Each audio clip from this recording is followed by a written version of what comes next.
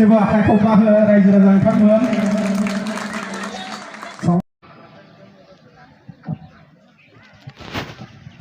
बे खुगा लाइसि बेखेवनाय गुदि बरतनि दैदेनगिरिजों लोगोसे मावथिफारिया बिथांमोन आरो सुग्लाय सेरफां दख'रा बर' फरायसा आफादनि दैदेनगिरि बिथांमोनजों लोगोसे मावथिफारियामोन बिथांखौ आङो खावलायो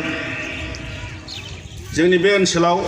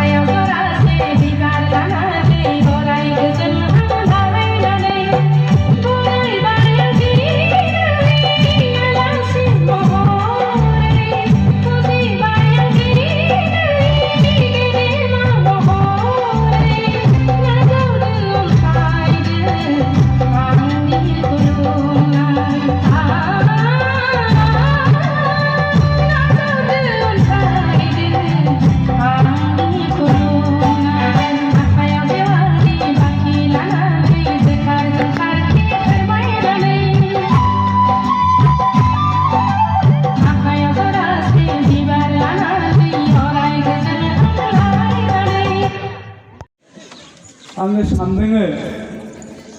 नोंथांमोननियावल' नङा गोबां जायगायावनो मिथिं दावथेनाव आइजोफोरखौनो बांसिन नुयो आइजोफ्रासो